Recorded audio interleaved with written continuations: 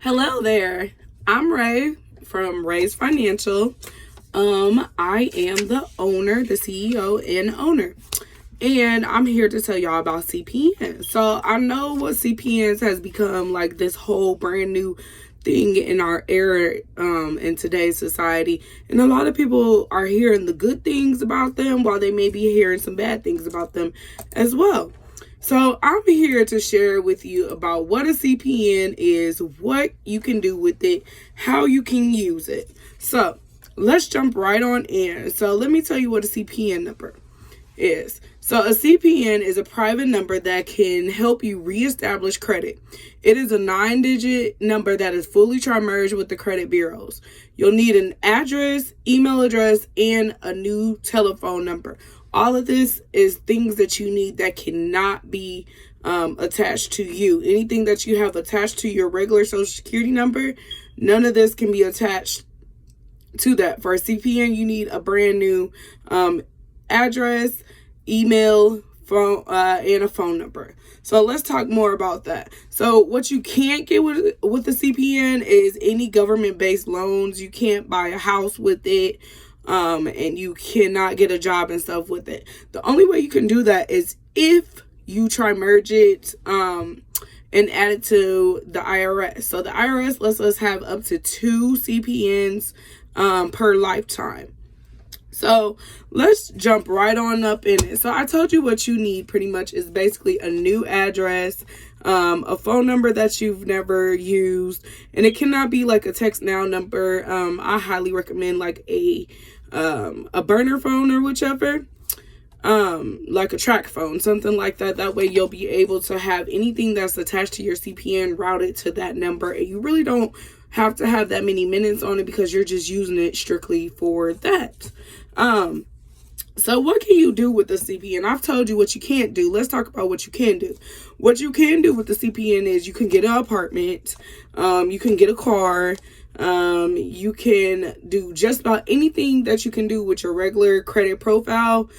The same with a CPN, just you cannot use this CPN for anything government or to buy a house unless you try merge it with the IRS, and that is a different process and not a necessity. So if you are interested in that, so you could be able to buy a house and stuff with it and get a mortgage, most definitely go ahead and book a consultation and we can discuss that further. But having a CPN is like having a brand new credit profile. It's like a whole nother second chance. It's awesome, you guys. You can go, like I said before, you could go get an apartment with. You can get a car. You can PG your business. You can use it to PG your business. That way you can have your personal credit profile and your CPN profile separate, and you can PG your business with your CPN credit profile. And that's even better because then you'll be able to have your personal be just exactly that, your personal Social Security number. That way you can use that for if you want to buy a house or whichever, totally keeping those two separate. Is it illegal? A CPN is not illegal. What is illegal is what you do with it. So a lot of people might be asking, can I put this in another name or something, fake IDs and all of that? No, absolutely not. That is where the fraud actually comes into play. It's not fraud if you're using your own information, you're using your own birthday, anything relevant to you, and you're using your own ID. No, it's not illegal. What becomes illegal is when you start trying to form these different aliases and getting different ID cards and stuff, then that is absolutely illegal. But if you create a CPN with your own personal name and your birthday, it's not illegal because you're doing it totally legal because it's under your own personal name. So let's skip right on next to the next question. What's the process? So let me tell y'all the process. So the process, the first thing that happens with a CPN when I create it is you have to decode the CPN number. You have to find a number and create it. You have to attach the CPN to you. Then you have to try merge the CPN with the 3 different credit bureaus. And then you add your CPN to the public records database. And then you'll sign up for credit monitoring. You'll add your initial credit boost / primary trade line. You can add seasoned authorized user trade lines, and you can add rent reporting backdated as a primary trade line. And last but not least, you can add age primary trade lines using zombie debt. So let me break that down a little bit more for you. So what happens is you be like, hey, Ray, I want a CPN. I want to go get an apartment with it, or I want to do whatever. I want to build one up. Because if you build these things up really good, it will take care of you. You take care of it, it will take care of you as well. Like I said, you can go and PG your business. You can go get credit with this as long as you're building your profile up. So with the CPN, like, let's go back a little bit. You have to build it up. Okay, so I create the number, whichever, say for myself. I create the number. I still need to build it up. So what do I need to do next? Once I create the number, I decode it. I attach the CPN to my new address, a new address that I've never used before, a new phone number that I've never used before, as well as an email address I've never used before. The reason why you don't want to use the same stuff is because you don't want your CPN number to try merge with your regular social security number, because then that defeats the whole purpose of a CPN, which is to have a fresh credit profile. If you use the same email or the same number that you use with something that you already use with your personal name and personal credit and stuff, it's going to end up merging. And again, what's the point of the CPN? So, excuse me. What comes next after I create the number? I attach it. That means I run it through the 3 different bureaus, make sure that it gets into their system and stuff. That way, when you're starting to apply for different things, you'll pop up in the system. And then this brings me along to public records. That's what comes next after we try merge it and we run it through the 3 different credit bureaus. You'll add public records to it. So public records are basically personal identifiable information. So basically it would be your phone number, your email, your CPN number, and your name and your birthday. And yes, you do use your same birthday for a CPN. So public records is basically like, okay, so you know how you go to Starbucks and they ask you, hey, do you want to sign up for our rewards program? You come back, you give us your email, your phone number, all that good information every time, and you earn points. Okay, so that would be an example of a public record, because it's going into this database and it's shooting it out there. As we all know, that's what starts making our number like noticeable, because when you have a CPN, like your number, like nobody's ever heard of you with that name and that number. So you want to put your name and that number and that CPN information into as many systems as you can. So when it comes time for you to be approved for a credit card or be approved for a loan, different things like that, your name is actually in the system. The more public records you have, the better, because that way it starts actually looking at like a person. So think of it like this. So I'm 28 years old. I started using my personal credit at 18 years old. So I have like at least a 10-year span of public records that I have done with all my personal information. So of course, when I enter my social security number, I'm going to pop up because I have like 10 years worth of history.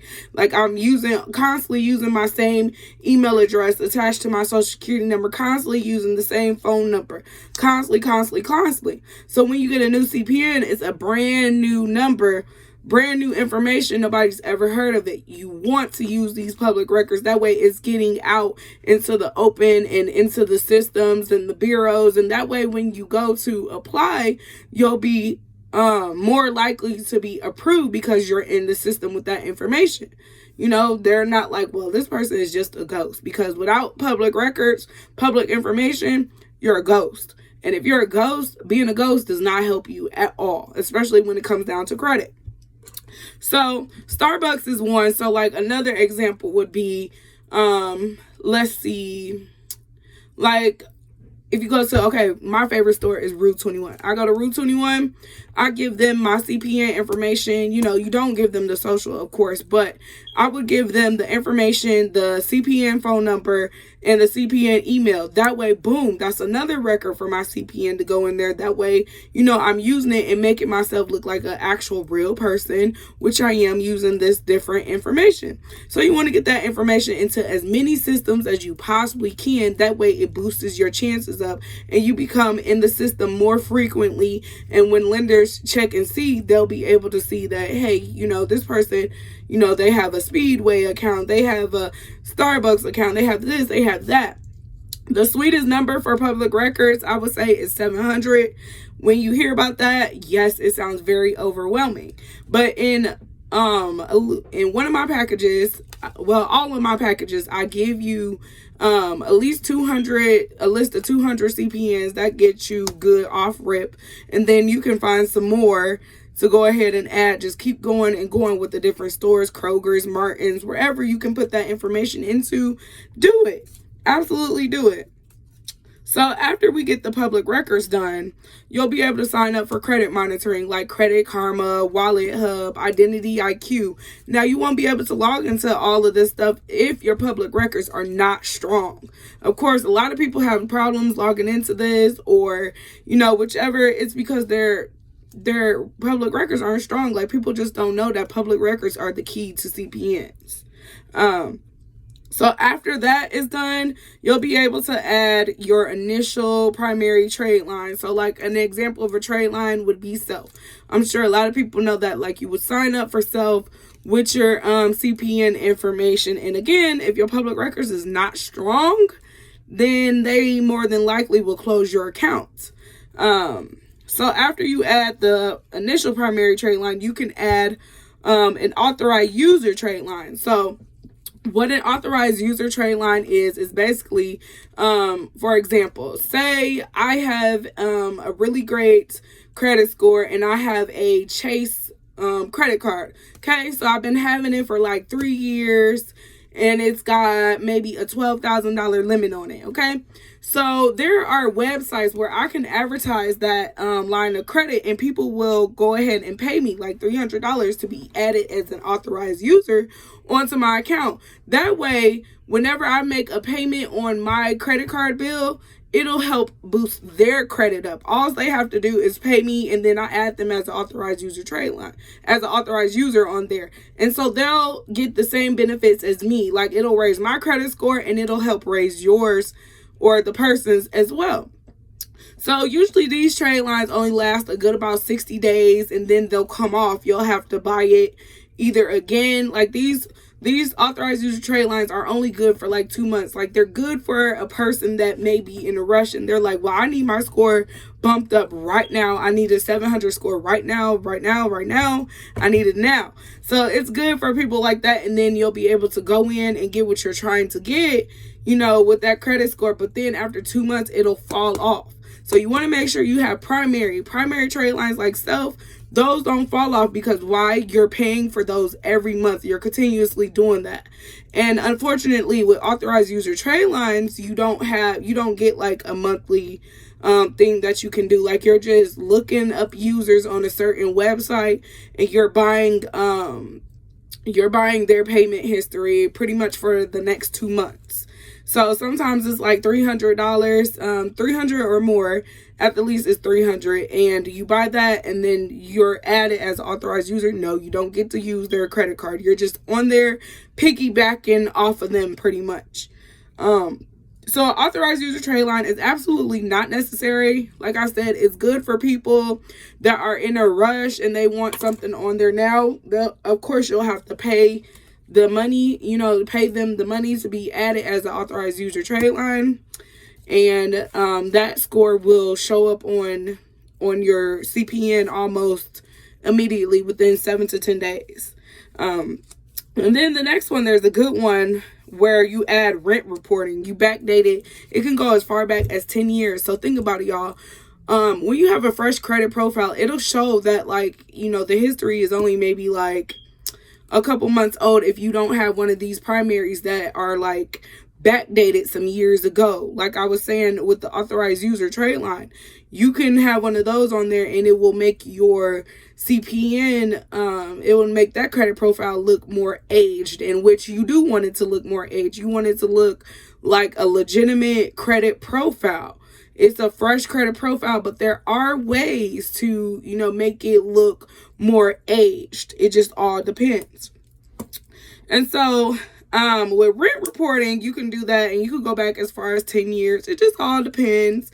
It can be done. Only 2 years might report, a payments, but as far as that history, it'll have your CPN looking like 10 years old. That'd be perfect for a person like me. Like, I'm 28 and 18.